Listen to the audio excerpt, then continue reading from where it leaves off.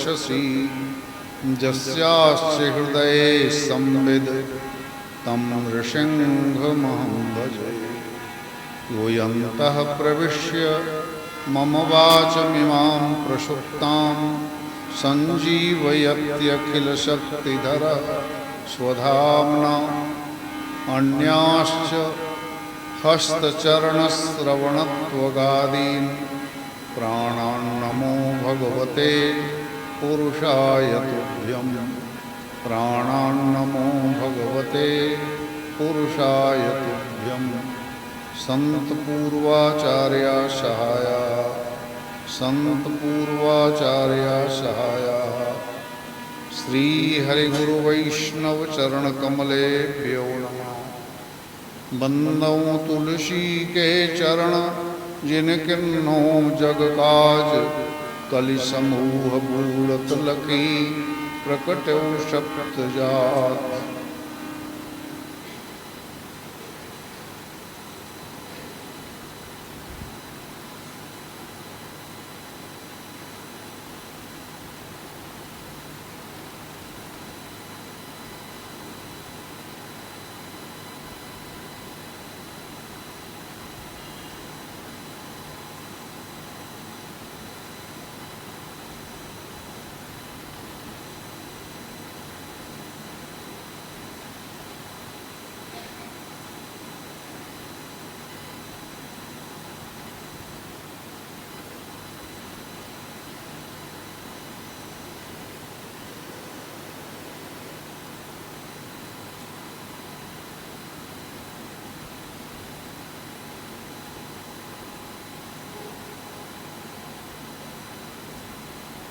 श्री राम जय जय राम। श्री राम जय जय राम। श्री राम जय जय राम।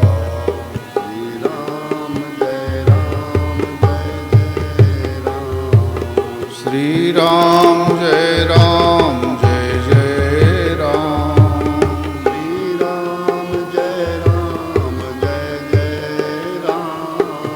श्री राम जय जय राम। श्री राम जय जय राम।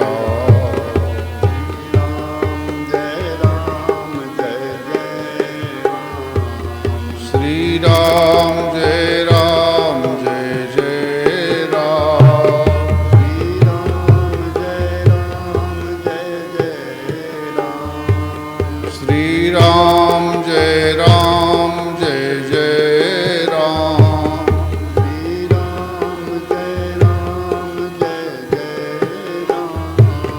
श्री राम जय जय राम। श्री राम जय जय राम। श्री राम जय जय राम।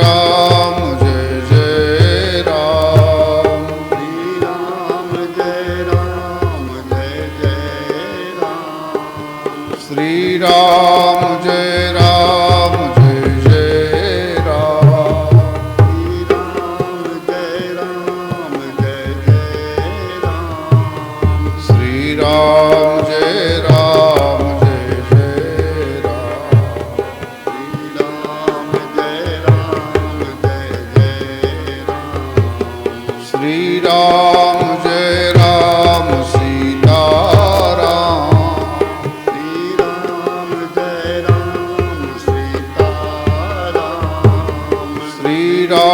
जय सीताराम। श्री राम जय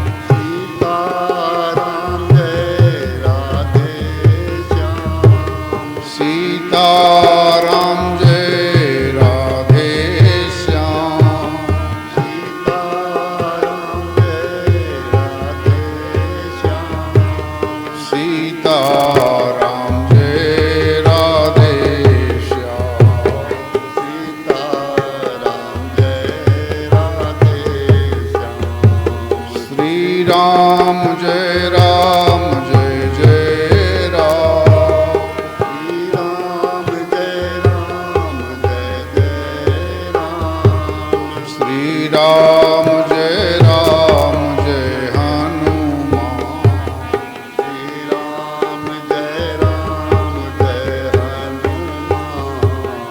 जय हनुमान जय जय हनुमान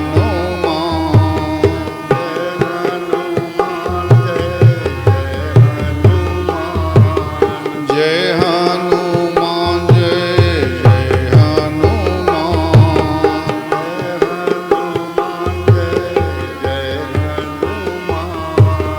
संकट मोचन कृपा निधान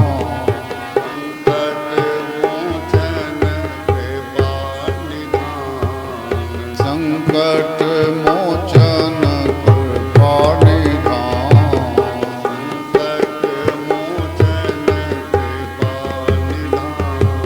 श्री राम जय जय राम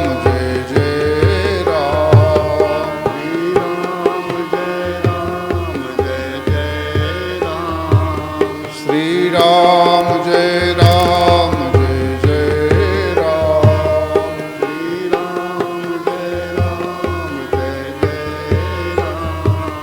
श्री राम जय जय राम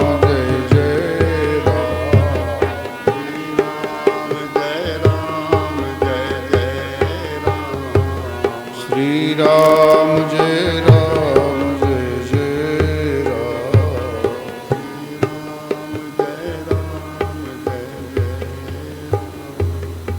बोलिए सियावर रामचंद्र भगवान की श्री हनुमान जी महाराज की भगवत चरणों में प्रणाम करके आप सब लोगों को प्रणाम करता हुआ आइए भगवान राम की कथा में प्रवेश करें। कल कथा की भूमिका गोस्वामी जी ने जो बनाई है उस पर चर्चा हुई थी। वंदना प्रकरण सबको प्रणाम किया था वंदना करके और शिव जी की कथा सुनाई। कल शिव की कथा चल रही थी। श्री सती जी पार्वती बन करके हिमालय के घर में अवतार ग्रहण किया और बाद में भगवान शंकर के साथ उनका विवाह हुआ। कल गणेश और कार्तिकेय की भी चर्चा हुई थी। सारी स्थिति पूरी हो गई, फिर से विवाह भी हो गया, बच्चों का काम भी हो गया। एक प्रश्न उठता है कि भगवान की जिज्ञासा कब करें, कब हम भगवान की ओर लगे। तो इसके दो उत्तर हैं। एक तो ये कि लोग कहते हैं थोड़ा निश्चिंत हो जाएं तब भगवान का नाम लें। साधु लोग कहते हैं तुम निश्चिंत हो जाओ, इसकी कोई गारंटी नहीं है, लेकिन भगवान का नाम लेते रहोगे तो तुम निश्चय रूप से निश्चिंत हो जाओगे, क्योंकि भगवान का नाम ही सभी परेशानियों के दूर करने की एकमात्र औषधि है। तो पार्वती जी को लगा अब तो सब कुछ हो गया। मैं आपको बताने के लिए कहता हूँ कि व्यास ने बड़े बड़े ग्रंथ लिखे, अंत में सूत्र रूप में एक ग्रंथ लिखा जिसका नाम है ब्रह्मसूत्र। वेद पुराण उपनिषद के बाद उसकी रचना हुई। उसका पहला सूत्र है अथातो ब्रह्म जिज्ञासा। इसका मतलब है अब ब्रह्म की जिज्ञासा करें। तो पार्वती देखे कि घर का काम तो सब सलट गया, वो बाबा मौज में बैठा है। गोस्वामी जी लिखते हैं कि पार्वती भल अवसर जानी, पार्वती भल अवसर जानी, पार्वती भल अवसर जानी, पार्वती भल अवसर जानी। हाथ जोड़ करके शिव जी के पास गई। अब देखिए पति पत्नी का क्या व्यवहार है। भगवान शंकर आंख बंद करके बैठे हैं और पार्वती जी हाथ जोड़कर सामने खड़ी है। बहुत देर तक खड़ी रही, क्योंकि अगर वो जगाने लगती तो अपराध हो जाता। तो पार्वती जी सोचती हैं कभी न कभी तो आंख खुलेगी। तो भगवान शंकर ने जब अपनी थोड़ी आंख खोली तो पार्वती जी को देखा। पार्वती जी हाथ जोड़कर कहती हैं, प्रभु मैं कथा सुनने योग्य नहीं हूं, मुझे कथा सुनने की योग्यता नहीं है। उसके 3 कारण बताए। एक तो मैं स्त्री हूं, स्त्रियों को घर का बहुत सा काम रहता है। दूसरा, मुझे भक्ति में मन नहीं लगता। और तीसरा कि मेरे ऊपर शरीर का जो काम क्रोध लोभ मोह है उसका प्रभाव ज्यादा है।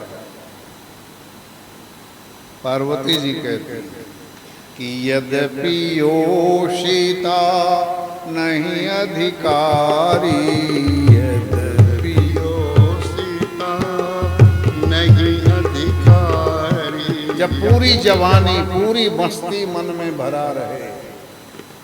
योषिता कहते हैं जो सब तरह से अपने को आनंदित समझे।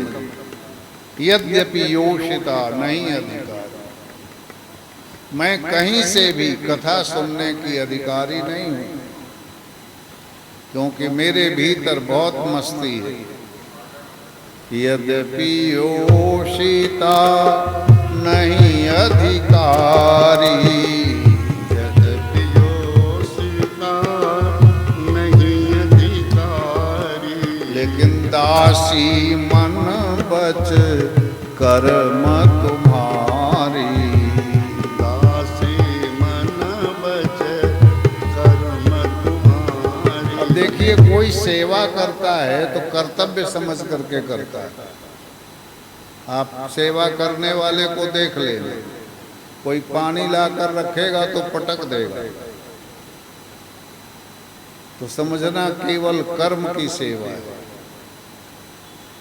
लेकिन आप किसी से कहते हैं मुझे पानी पिला दे, और उसके मन में भावना हुई कि आज इन्होंने मुझे पानी के लिए कहा है, ये आज्ञा अगर ठीक से पूरा होगा और इनका मन प्रसन्न होगा तो हमको पुण्य की प्राप्ति होगी। तो इतना सोचने के बाद जो आपको पानी देगा उसका मन वचन कर्म तीनों से होगी सेवा। तो सेवा में जब तक तीनों भाव नहीं लगते उसका पुण्य नहीं मिलता। कहती है मैंने सेवा किया है आपको। कैसे किया है? चौपाई जितना बार बोला जाए उतने अर्थ निकलते हैं। ये गोस्वामी जी की विशेषता है कि यद्यपि योषिता नहीं अधिकारी, यद्यपि योषिता नहीं अधिकारी। दासी मन बच कर्म तुम्हारी। दासी मन बच कर्म तुम्हारी। गूढ़ तत्वन साधु दुरावई,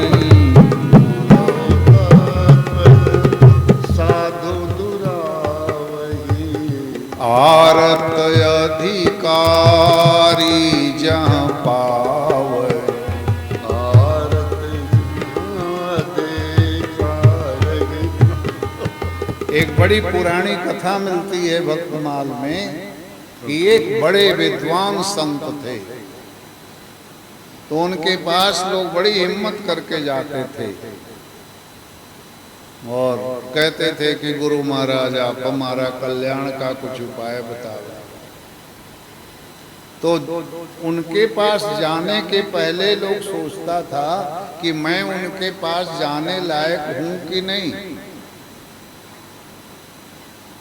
तो बड़े बड़े विद्वान लोग उनके पास जाएं, खूब संवर करके जाएं, कोई गलती ना हो जाए, पूरे सचेत होकर जाएं।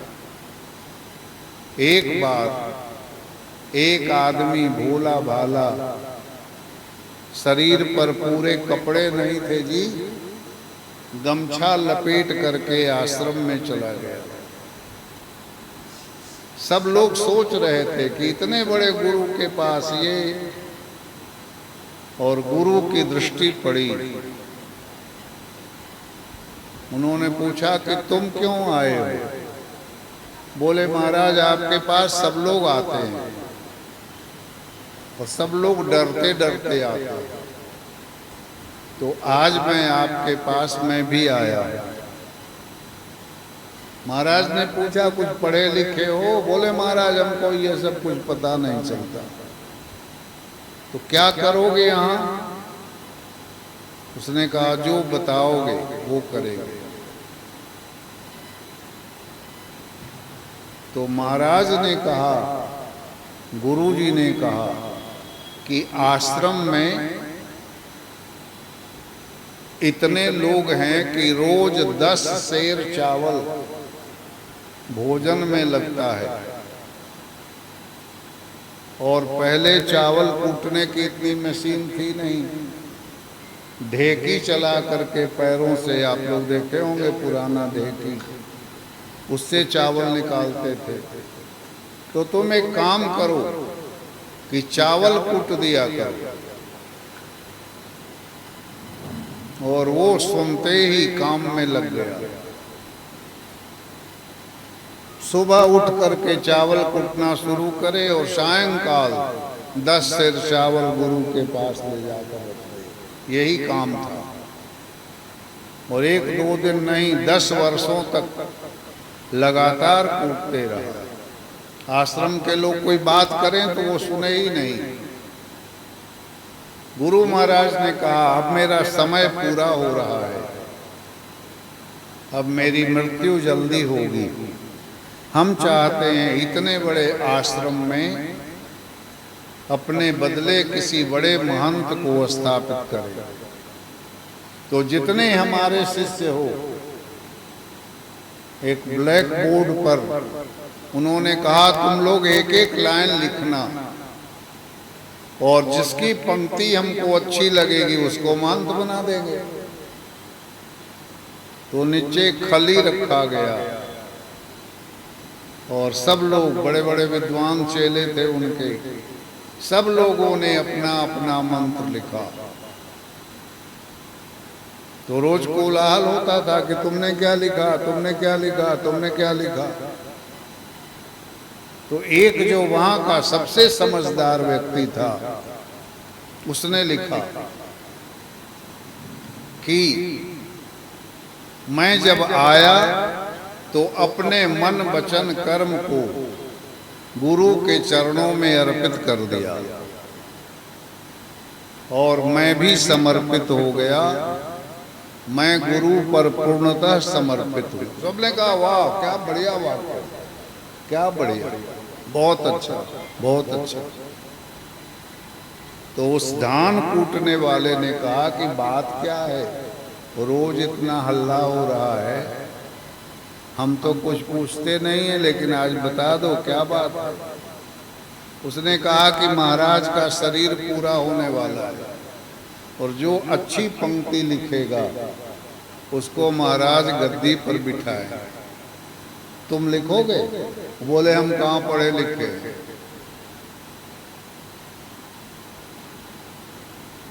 तो तो गुरु महाराज ने कहा कि कोई ऐसा है जिसने लिखा नहीं? सबने कहा महाराज इसको लिखने नहीं आता है, इसने कुछ नहीं लिखा। गुरु जी ने कहा तुम कुछ लिखो। पढ़ा लिखा तो था नहीं। उसने आकर एक लाइन खींच दी और रो करके कहा महाराज मुझे कुछ नहीं आता, मैं धान कूटने के सिवा कोई काम नहीं जानता। और गुरु महाराज उसको देखते रहे और अंत में गद्दी पर उसको बिठा दिया। सब चेलों ने कहा यह तो अन्याय हो गया, हमारे जैसे विद्वान को छोड़कर ऐसे मूर्ख को। सबने पूछा तुम लाइन खींच करके क्या कहना चाहते थे? बोले हम कहना चाहते थे हमको न पहले ज्ञान था न आज ज्ञान है। गुरु जी ने बताया और वो मैं करते रहा, हमारा अपना कुछ नहीं है। गुरु जी ने कहा देखो तुम बड़े विद्वान हो, लेकिन तुमको मन वचन कर्म समर्पण करने का अहंकार है। इसके पास कोई अहंकार नहीं है। ये इसने भी नहीं कहा कि मैं रोज 10 किलो चावल कूटता हूं, एक बार भी किसी से नहीं बोला। तो ये मन वचन कर्म से हम पर समर्पित है, इसलिए आश्रम की गद्दी इसको मिले। आज पार्वती जी कह रही हैं मैं कथा सुनने लायक नहीं हूं, लेकिन मैंने सेवा की है मन वचन कर्म से। और जो मन वचन कर्म से कोई सेवा करता है तो गूढ़ौ तत्वन साधु दुरावही, गूढ़ौ तत्वन साधु दुरावही, आरत अधिकारी जहाँ पावही। आरत अधिकारी जहाँ पावही। विद्वान व्यक्ति के बात को समझने के लिए भी तो बुद्धि चाहिए ना साहब।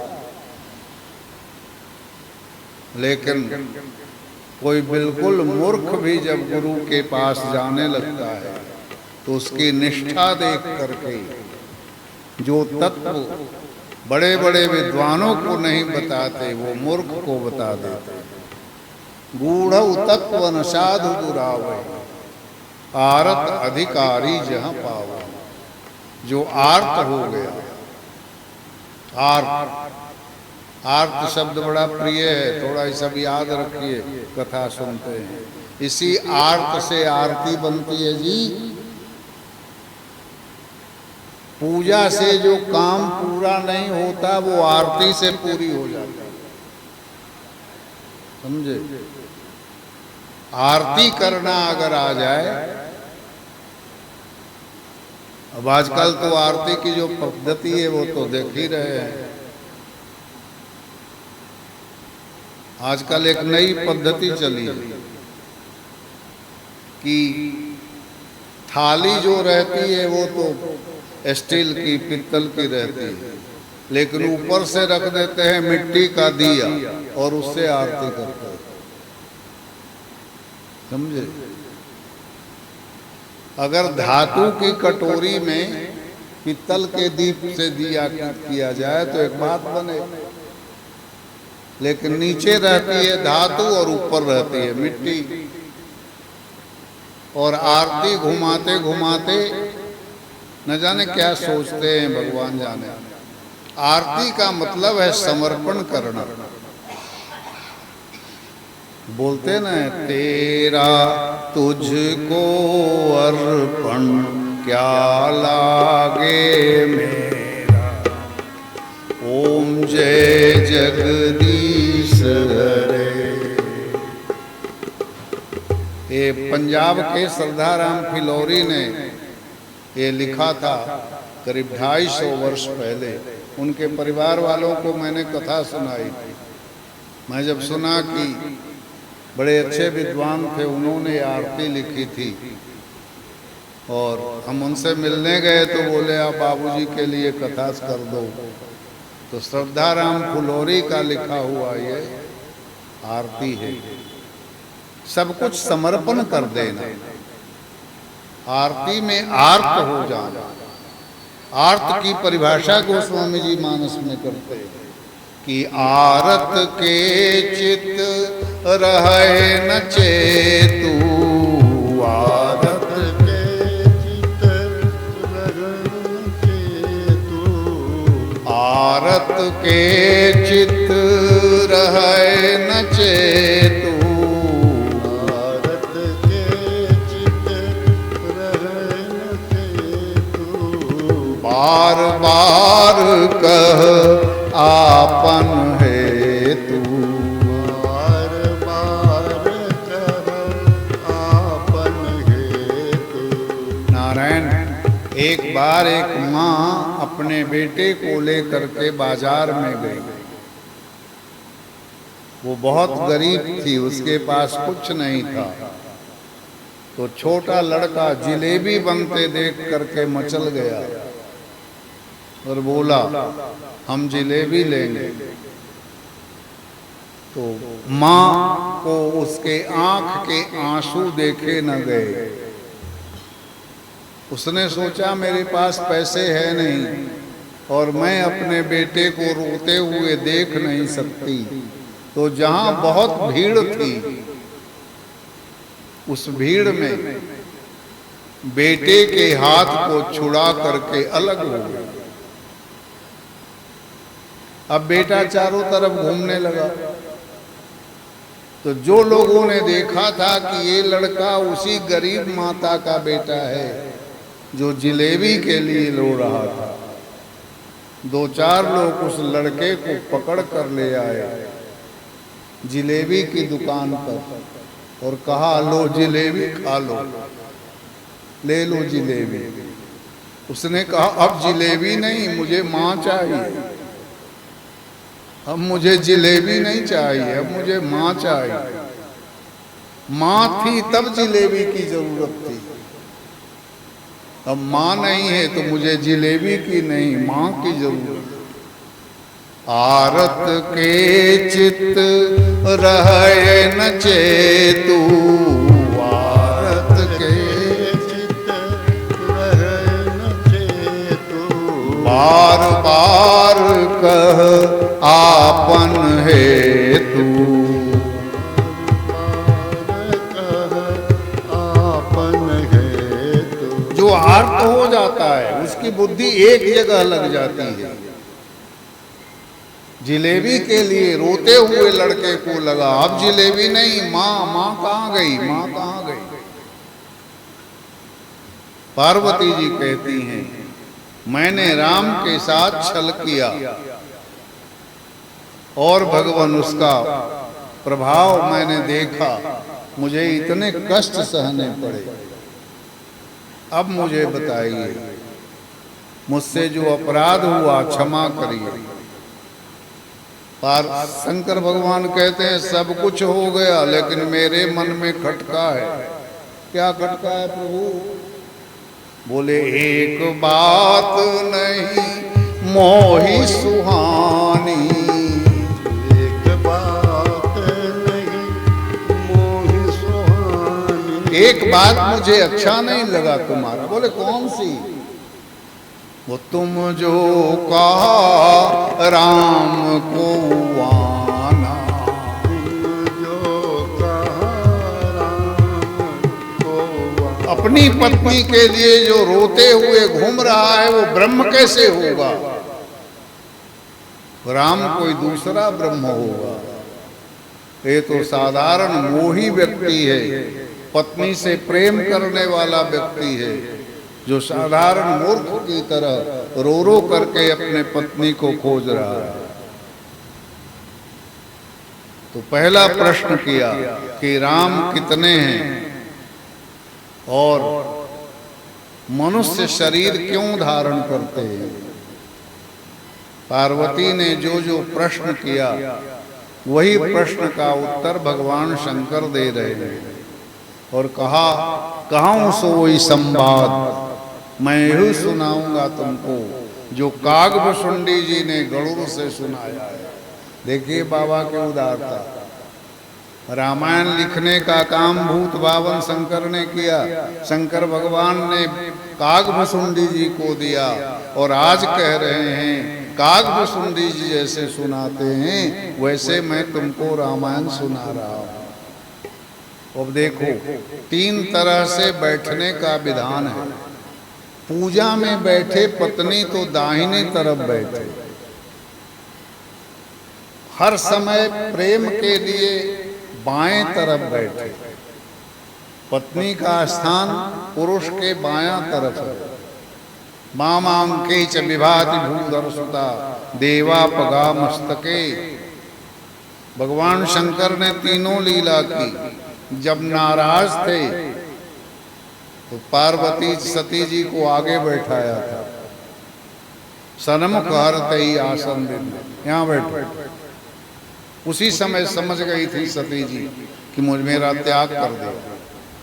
तो आज पार्वती जी को अपने बाएं तरफ बिठाया, बड़े दुलार से देखा और कहा, राम सोई परमात्मा भवानी। हे भवानी, राम परमात्मा है, परम ब्रह्म परमात्मा है, वो मनुष्य की तरह लीला करता है। तुम्हारा प्रश्न है कि वो मनुष्य शरीर में क्यों आता है। शिव जी कहते हैं, सो केवल भगतन हित लागी, सो केवल हित लागी। रावण को मारने के लिए राम का अवतार नहीं है। एक बार भगवान बैठे बैठे सर्वे राक्षसा मरियंताम ऐसा संकल्प कर देते तो धरती के जितने राक्षस हैं मर जाते। लेकिन सबरी का बैर कौन खाता? हाँ, केवट से चरण कौन धुलवाता? जनक जी के यहाँ दामाद बन करके कौन जाता? रावण तो एक बहाना मात्र है प्रभु। सो केवल भगतन हित लागी, सो केवल भगतन हित लागी। ये जो श्लोक है ना, यदा यदा हि धर्मस्य ग्लानिर्भवति भारते अभ्युत्थानम् अधर्मस्य तदात्मानं सृजाम्यहम् परित्राणाय साधूनां विनाशाय च दुष्कृतां धर्म संस्थापनार्थाय संभवामि युगे युगे। फिर मैं हनुमान प्रसाद पोद्दार जी को याद करूं, वो कहते हैं संभवामि युगे युगे नहीं, संभवामि क्षणे क्षणे। जब आप बेचैन हो जाते हैं और परमात्मा को याद करते हैं तो कोई रास्ता दिख जाता है। हर परिस्थिति में परमात्मा अवतार लेकर के आपका कल्याण करता है। इसलिए हर क्षण परमात्मा का अवतार होता है। जब जब होई धर्म की हानि, जब जब होई धर्म की हानि, बाढ़हि असुर अधम अभिमानी। बारहि असुर अधम अभिमानी। तब तब प्रभु धरि विविध शरीरा, तब तब प्रभु धरि विविध शरीरा। तरह तरह के रूप धारण करके कच्छ मच्छ बाराह बन करके सज्जनों की पीड़ा को भगवान हरण करते हैं। सो केवल भगतन हित लागी, भक्तों के लिए अवतार ग्रहण करते हैं। नारायण तो पार्वती जी कहती हैं अवतार का 2-4 हेतु जो है, कारण जो है वो हमें बताइए। तो कारण तो बहुत है। शंकर जी कथा करते करते कहते हैं इदमित्थम कही जात न सोई। मैं कितना कारण बताऊं, कहा नहीं जा सकता कि भगवान का अवतार धरती पर क्यों होता है। नारायण फिर पार्वती जी को कहते हैं, दो चार हेतु मैं तुमको सुनाता हूं, वो सुनो। क्या? बोले बैकुंठ लोक में जहां भगवान नारायण निवास करते हैं, उनके दो चौकीदार हैं जी, दो गेट कीपर हैं। एक का नाम है जय और एक का नाम है विजय। दो चौकीदार। अब इस पर बड़ी बड़ी कथाएं मिलती है। भगवान को जब लीला करनी होती है ना, तो किसी न किसी परिकर को उसका साधन बनाते हैं। तो एक बार तो श्री लक्ष्मी जी, भगवान को जब नींद आ गई तो लक्ष्मी जी सोची चली जरा गांव घूम आवे, और बहुत देर तक जाकर गांव में घूमती रही, बात करती रही। भगवान की नींद बीच में खुल गई और चौकीदार से बोले, मालकिन कहाँ गई? उसने कहा, महाराज मालूम नहीं है, लेकिन निकल कर गई, 4 घंटे हो गए। तो भगवान ने कहा कि आने मत देना भीतर, हम सोने जा रहे हैं। और लक्ष्मी जी आई, दरबान ने दरवाजा बंद कर दिया। लक्ष्मी जी ने कहा, हम घर की मालकिन है, पहचानते नहीं हो? दरबान ने कहा, मालकिन तो हो, लेकिन सैलरी तो मालिक देते हैं, तो तुम्हारी बात का कौन भरोसा? मालिक कहेंगे तो खोलेंगे। भगवान आंख मलते हुए भीतर से आए और आकर डांटे, अरे देखते नहीं हो ये मलकिनी है घर की, तो तुमने रास्ता रोक दिया। तो लक्ष्मी जी भीतर गईं और रास्ते में बोली कि ये जी, ये दोनों चौकीदार को हटा दो। तो भगवान ने कहा, तुम्हारे कहने पर हटा देंगे तो दुनिया में हल्ला हो जाएगा कि भगवान भी जोरू का गुलाम है। कुछ दिन ठहरो, कोई और घटना घटेगी तो हटा देंगे। तो आज 4 श्रुति प्रसिद्ध महात्मा हैं। देखो, सृष्टि के बनने के बहुत पहले से एक महात्मा है। आप कथा भागवत में भी उनका बड़ा विस्तार से कहा गया है।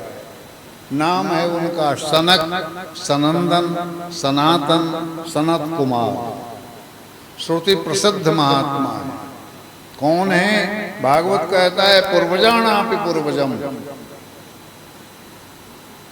ये पूर्वजों के भी पूर्वज हैं। हर समय रहते हैं 5 बरस की अवस्था में, और उनका आना जाना अप्रतिहत है, कहीं रोक टोक है नहीं। नारायण, उनके मन में जिज्ञासा जगी कि भगवान नारायण का दर्शन करे। अब देखो, 5 बरस का आदमी जो है साधु, वो क्या भजन करेगा? तो बहुत ज्यादा भजन भी नहीं करते। उनका बड़ा प्यारा भजन है, 2-3 मंत्र आप बोलिए उसको। हरि शरणम हरि शरणम हरि शरणम हरि शरणम हरि शरणम हरि शरणम हरि शरणम हरि शरणम हरि शरणम हरि शरणम हरि शरणम हरि शरणम।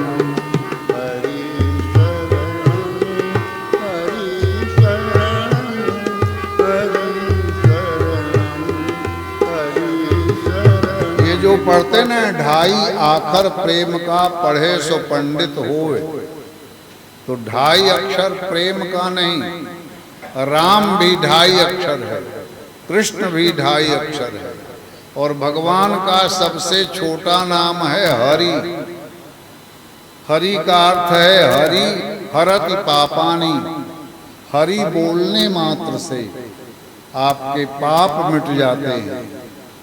आपके यहाँ के बड़े आदरणीय संत श्री राम सुखदास जी महाराज, वो कहते थे, कोई पूजा ना बने तो मत कर, लेकिन सोते समय एक बार हाथ दोनों उठा करके कहो, हे हरि मैं तुम्हारी शरण में हूं, हे हरि हे हरि हे हरि।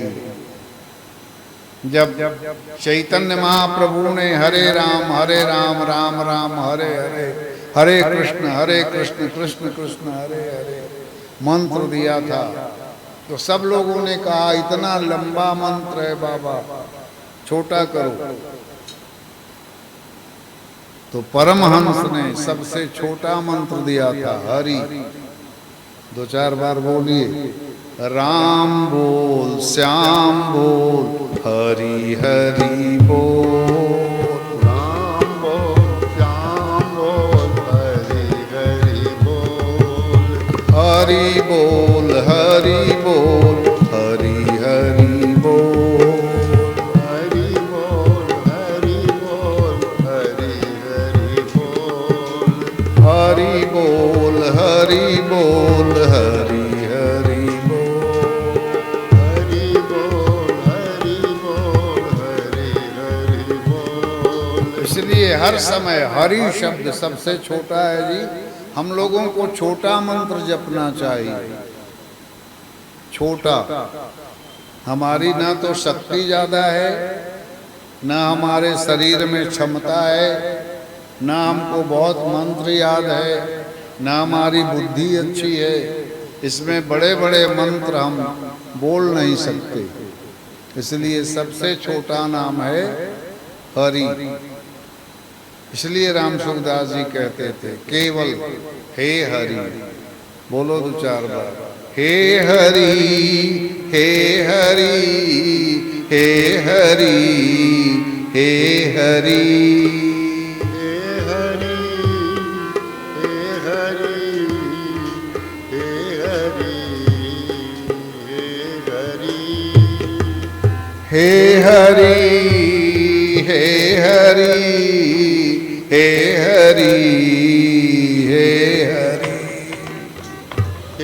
हरि हे हरि। बजाना दीजिए, बजाना दीजिए, बजाना दीजिए इसको, आप क्यों रोकते हैं? करवा है सर। हे हरि हे हरि हे हरि हे हरि, हे हरि हे हरि हे हरि हे हरि।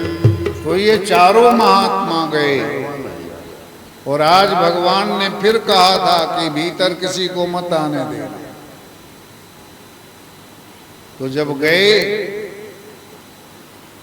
और बोले कि भगवान के दर्शन करना चाहते हैं, बोले नहीं महाराज, आप फाटक खोलने की आज्ञा नहीं है। तो चारों महात्माओं को लगा भला बताओ, भगवान के यहां भी अब फाटक बंद होता है। तो चारों महात्मा को कभी क्रोध नहीं आता था, लेकिन आज भगवान की प्रेरणा हुई और उनको क्रोध हो गया, और उन्होंने कहा राक्षस हो जा, तुम्हारी बुद्धि राक्षस जैसी है। 3 बार कहा राक्षस हो जा, राक्षस हो जा, राक्षस हो जा। और वही पहले पहले हिरणाक्ष और हिरण्यकश्यप हुए। हिरणाक्ष को भगवान बाराह बन करके सूअर का रूप धारण करके बद्ध किया। हिरण्यकश्यप का वध श्री प्रहलाद जी के लिए नृसिंह बन करके हिरण्यकश्यप का वध किया। वही इस त्रेता युग में रावण और कुंभकर्ण बना है, जिसके वध करने के लिए भगवान श्री राम का स्वरूप बना है। और यही फिर द्वापर में कंस और दंत वक्र बना है, जिसके लिए कृष्ण और बलराम का अवतार द्वापर में हुआ है। तो मूल ये राक्षस हैं दोनों, जय और विजय। पहला कारण तो ये बताते हैं शिव जी। दूसरा कारण क्या है? तब भगवान शंकर कहते हैं कि नारद श्राप दिन एक बारा। नारद श्राप दिन एक बारा। नारद श्राप दिन एक बारा। नारद श्राप दिन एक बारा। नारायण तो नारद जी के श्राप के कारण दूसरा अवतार हुआ। पार्वती जी तो मुंह खोल करके बोली नारद तो भगवान के बड़े प्रिय भक्त हैं, वो श्राप क्यों दिए? तो नारद जी की कथा सुनाए कि एक बार नारद जी कहीं गए, बड़ी अच्छा रमणीक जगह था, बड़ा सुंदर जगह, नदियां बह रही थी, शीतल मंद हवा चल रही थी। नारद जी जब गए तो वहां भगवान नारायण का याद आया, है ना। अकेले में जिसकी याद आती है वही तुम हो, याद रखना। अकेले में जिसकी याद आपको सताती है, सोचना तुम्हारी जिंदगी उसी के इर्द गिर्द घूम रही है। महात्मा लोग जब एकांत में होते हैं तो उनको परमात्मा याद आता है। और आज नारद बाबा को नारायण याद आए और नारद जी देर ना करके आंख बंद करके बैठे और श्री हरि का स्मरण करने लगे। ध्यानावस्थित तद्गतेन मनसा पश्यन्ति यम योगिनो। इंद्र को लगा, देवताओं के राजा हैं इंद्र, ये आपको जो मन नहीं लगता है ना कथा में, ये सब इंद्र की बदमाशी होती है। आपके मन से भीतर से शांति हटा देता है। इंद्र देवताओं के राजा हैं। ऋग्वेद में 16 मंत्र हैं। सजना से इंद्र, हाथ के देवता का नाम इंद्र है जी। इंद्र की कृपा न रहे तो हाथ न चले। देवताओं के राजा है। लेकिन जहां कोई पूजा पाठ करने लगता है उनके मन में शंका होती है कि मेरी गद्दी न छीन ले, इसलिए किसी की तपस्या करते देख नहीं सकते। नारद बाबा जब बैठ गए उनको लगा कि अरे अरे, नारद बाबा को तो लग रहा है कि स्वर्ग की गद्दी हम ले लें। तो उन्होंने बहुत अप्सराओं को भेजा। स्त्रियां जाकर के नारद बाबा के सामने खूब नाच गान किया। लेकिन नारद बाबा ने आंख खोल करके एक बार सबको डांट दिया और स्त्रियां तो लौट गई। लेकिन नारद बाबा को लगा कि कामदेव जलाने का काम शंकर भगवान ने किया, तो उनको तो जलाना पड़ा, हम तो केवल डांट दिए और सब भाग गए। इसलिए हम शंकर जी से भी बहुत ऊंचे हो गए। कल हमने कहा था अहंकार का डिट्टो होता है, हम जो बोले आप हाँ करिए तब हमारा अहंकार तुष्ट होगा। तो नारद बाबा जैसे ही उठे दौड़कर शंकर जी के पास गए और बोले महाराज आज हमने काम को जीत लिया। और अपने से सुनाए, मैं ध्यान लगाए हुए था, इतने में अप्सराएं आई, मैंने डांट कर भगा दिया। अहम इति अधिकारी। भगवान शंकर खूब बड़े प्रसन्न हुए और बोले नारद तुम तपस्वी हो, तुम्हारे पास काम क्या आवेगा, तुमने बड़ा अच्छा किया, तुम जीत लिया। नारद बाबा कहे बस यही कहने आए थे, जा रहे हैं। शंकर भगवान ने कहा सुनो सुनो एक बात सुन लो। नारद बाबा बोले क्या? बोले हमसे जो सुनाया है ना, नारायण को मत सुनाना। नारद को लगा कि जल रहे हैं शिव जी, इनको लग रहा है कि काम को हमने जीता है, नारायण जानेंगे कि नारद ने भी काम को जीत लिया। तो वो दौड़ करके वहां से नारायण के पास गए और जाकर बोले कि हमने काम को जीत लिया। भगवान नारायण बड़े प्रसन्न हुए और बोले नारद आप जैसा तपस्वी काम को न जीतेगा तो कौन जीतेगा। तो उसी समय नारद जी जब वहां से लौटे, भगवान ने एक माया रची, एक बहुत बढ़िया राजधानी, और वहां एक सुंदर लड़की का स्वयंवर होने वाला था। नारद ने पूछा क्या बात है? बोले आज यहाँ राजा अपनी लड़की का स्वयंवर कर रहा है, लड़की जिसको पसंद करेगी राजा अपनी लड़की से उनका विवाह करेगा और राज संपत्ति उनको दे दे। तो नारद बाबा फिर दौड़ करके गए नारायण के पास। भगवान ने पूछा बात क्या है, क्यों आए? बोले चाहिए परम। हे नारद बाबा कहते हैं हम कुछ मांगने आए हैं, अपना रूप मुझे दे दो। जय कारण कुंवरी रिजई ओ दे गले जयमाल। सबसे सुंदर रूप तुम्हारा है दुनिया में, तो रूप तुम मुझे दे दो जो देख करके राजा की कन्या मोहित हो जाए और मेरे गले में जयमाला डाल। भगवान ने कहा ये वो मस्त। और नारद जी वहां से चले, वहां गए, जाकर सभा में बैठ गए। तो सबको तो नारद दिख रहे थे, लेकिन कन्या को लगा कि कोई बंदर आकर के बैठा हुआ है।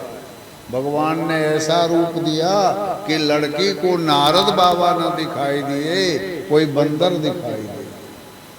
अब जिधर जिधर माला लेकर लड़के चले, उधर उधर नारद जाकर बैठे। लड़की उधर देखे ही नहीं। इतने में भगवान नारायण स्वयं आए और कन्या ने उनके गले में जयमाला डाल दिया। भगवान चले गए लड़की को लेकर के। अब नारद को क्रोध आया, भले गए अब बायन दिन्ना। बैना समझते हैं ना, किसी के यहाँ पहले मिठाई आती थी तो सबके घर में थोड़ा थोड़ा बांटते थे, उसको बैना बोलते। आज नारद बाबा कहते हैं बड़ा अच्छा घर में बैना दिया। नारद जी चले, नारद जी कहते हैं कि चलकर मारें कि गाली दें। हाँ, मरिहों जाई, हमको अपमानित करवाया। भगवान के पास गए और जा करके नारद ने श्राप दिया कि तुम्हारा छल दुनिया में प्रसिद्ध है। समुद्र मंथन हो रहा था, तो समुद्र मंथन में जितना बढ़िया बढ़िया चीज निकला तुमने ले लिया, और दुनिया के सबसे बड़ा देवता बाबा को तुमने विष पिला करके सुला दिया कि हिस्सा न ले ले। खूब चालाकी जानते हैं। तो हम श्राप देते हैं तुमको कि जैसे हम उस लड़की के लिए बेचैन हो रहे हैं, वैसे तुम भी अपनी पत्नी के लिए बेचैन हो जाओ, और जो रूप तुमने मुझे दिया है यही बंदर तुम्हारी सहायता करेंगे। भगवान शंकर कहते हैं दूसरी बार नारद के श्राप को स्वीकार करके भगवान ने राम रूप धारण किया था। तीसरी कथा सुनाते हैं कि मनु और शत्रुपा दुनिया के सबसे आदि पुरुष हैं। एक बार भगवान ब्रह्मा बैठे हुए थे, उनके शरीर में कंपन हुआ। दाहिने हिस्से से महाराज मनु प्रकट हुए और बाएं हिस्से से महारानी शत्रुपा प्रकट हुई। मनु और शत्रुपा जिनसे भई यह सृष्टि अनूपा। उसी मनु की संतान होने के कारण हम लोग मानव कहलाते हैं। 3 बेटियां हुई जी, आकृति, देवहूति और प्रसूति। उसी आकृति जी के गर्भ से साक्ष्य शास्त्र को बनाने के लिए भगवान गौतम बन करके प्रकट हुए। नारायण 2 बेटा हुआ, एक का नाम है उत्तानपाद और एक का नाम है प्रियवर। शिव जी सुना रहे हैं। 3 बेटियां, तीनों की अच्छे घर में शादी हो गई। 2 बेटे, पोता पोती घर से भरा हुआ था। एक रोज पति पत्नी घर में बैठे, कल भी मैंने कहा था, आज भी ध्यान दीजिए। तो पति पत्नी सोचते हैं कि हम लोगों का काम तो पूरा हो गया, तो हम लोगों को मरना भी है, तो मरने की तैयारी तो हम लोगों ने कुछ किया नहीं।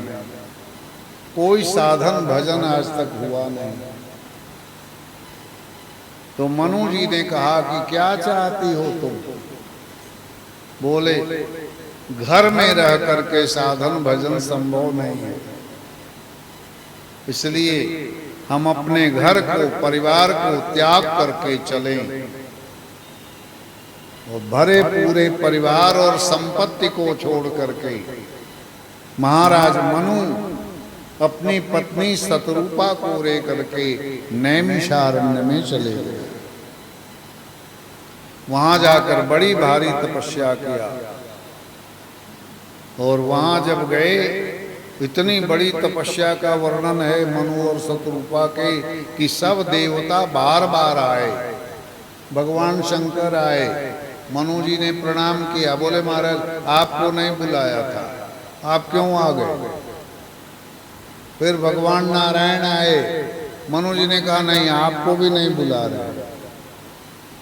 और सब देवताओं के अंत में भगवान श्री राम आए और श्री राम ने आकर के कहा कि वर मांगो, जो मांगोगे हम देने के लिए तैयार हैं। तो राजा को बहुत जोर से हंसी आई। वो बोला प्रभु चाहूं तुम्हें समान सुत प्रभूषण कवन दुराव। हम तुम्हारे जैसा बेटा चाहते हैं और कोई मांग नहीं है। मनु जी ने मांगा चाहूं तुम्हें समान सुत। भगवान राम ने कहा आप सरिस खोजो कहाँ जाई, अपने जैसा दूसरा कहाँ खोजे। इसलिए हे राजन मैं ही आपका पुत्र बन करके प्रकट होऊंगा और मैं अकेले कहीं चलता नहीं। ये हमारी जो बाएं खड़ी हैं श्री सीता जी भी, वो भी तुम्हारे यहाँ पुत्र वधू बन करके आए। ये वरदान भगवान श्री राम ने दिया। बाद में अब देखो मोह तो मोह है, वही मनु जी दशरथ बने हैं। दशरथ को भी पुत्र मोह है। अब ये सब जरा साधना की बात है। हम लोगों का तो झंझट खत्म है, हम लोगों से साधना वादना तो होती नहीं।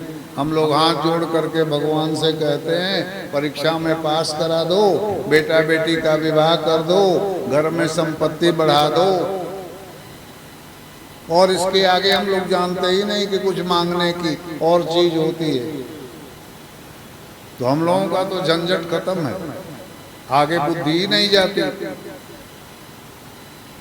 लेकिन मनु जी महाराज को बड़ी जोर से हंसी आई। भगवान राम ने पूछा हंस क्यों रहे हो? बोले महाराज हमको सब लोग मूढ़ कहेंगे, मूर्ख कहेंगे कि घर में बैल ना हो और हाथी हो और कोई हाथी से हल जोते, उसको बुद्धिमान थोड़े कहेंगे। घर में हाथी रखे हुए हो और बैल ना हो, सोचे कि आज हाथी को ही खेत जोत लेते हैं, हाथी चला करके, लोग कहेगा ना कैसा मूर्ख है ये, हाथी से हल जोतता है। तो हम भी आप जैसे परम ब्रह्म परमात्मा से बेटा जैसा भाव मांग रहे हैं, सब लोग हमको मूढ़ कहेगा। मूढ़ गढ़िए सब मोह समाजा, समाज के लोग मुझे मूर्ख समझेंगे। क्योंकि बेटा बनाना भी तो एक मोह का कारण है ना साहब, मोह का कारण है। भगवान को बेटा ही बना लिए, तो बेटा तो बनता है संसार में, भगवान थोड़े बेटा बनता है। तो आपके भाव है।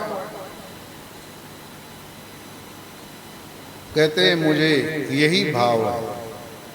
अब थोड़ी देर के बाद अब देखिए भगवान राम खड़े हैं, बात हो रही है मनु जी से, लेकिन बगल में श्री शतरूपा जी हाथ जोड़ करके चुपचाप खड़ी हैं।